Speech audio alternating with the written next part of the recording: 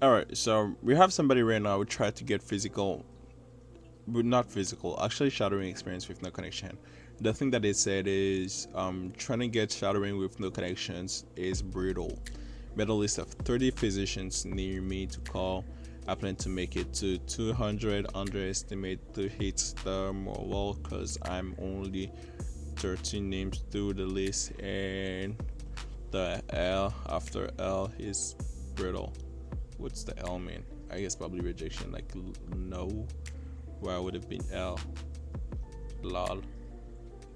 I really don't know what the L means, but probably like no.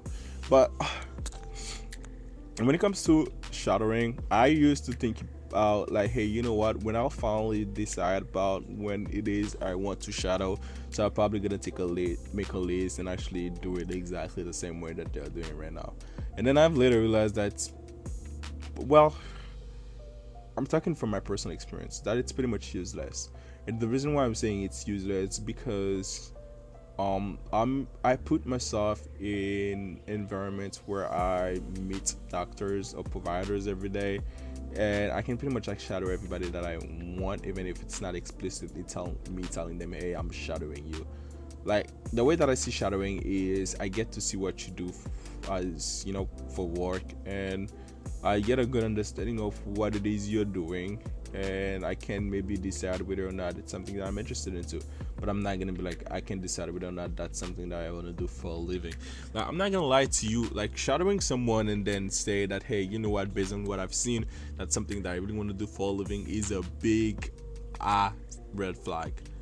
And I generally don't want, or I hope nobody's actually doing this, saying that, hey, I shadow so and so, and that's the reason why I ended up realizing that this is something that I really want to do for a living. Heck no, because there's a personal point of view.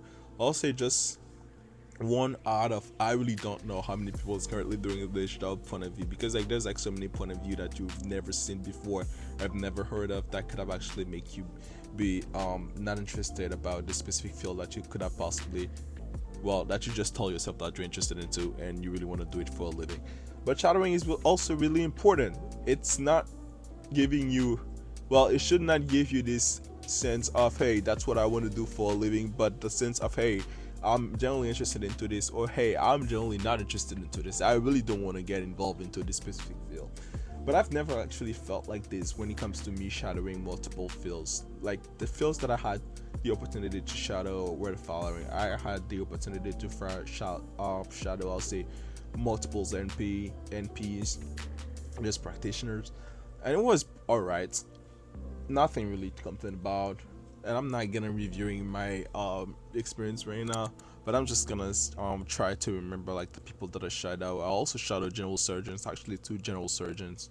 It was alright. Plastic surgeon was alright as well, and transplant surgeon too.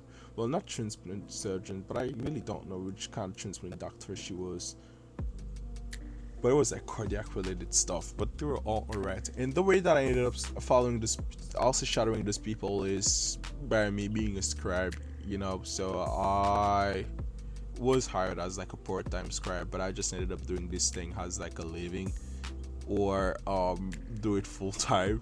So I just ended up like going at the clinic every day, and if I was not scribing, I was just pretty much like watch them like doing their stuff. And I also had the opportunity to also watch some cases as well in the operating room, which was really cool. And I really did not have to do a list to do that, so I did not have like to call 30,000 doctors, or make a 200 list. I'm not laughing and making fun about this specific person that actually did it, but I'm just like trying to show you guys another way to do it, like my perspective, like my point of view.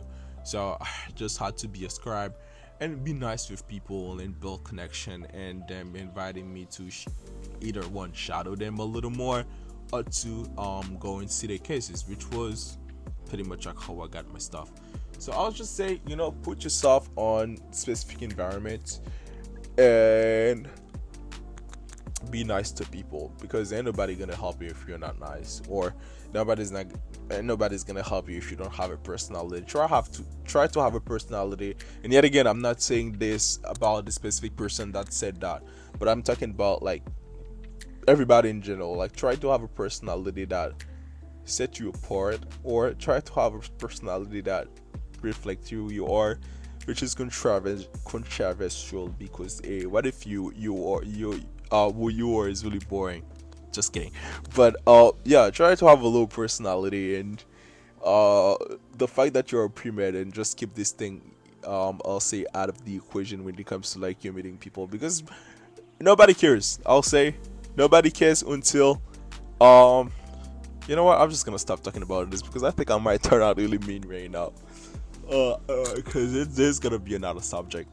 But I'll say try to have more personality, and you being a pre-med should not really like be your main personality, or like them, hey, hi, my name is Simon, I'm a pre-med, like, hey, okay, like, come on now.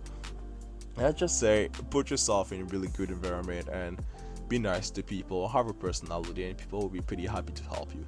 That's what I really wanted to say, and that's how I'm gonna close this video to right now. Oh my god, I'm exhausted. I'm gonna record one more thing before I go.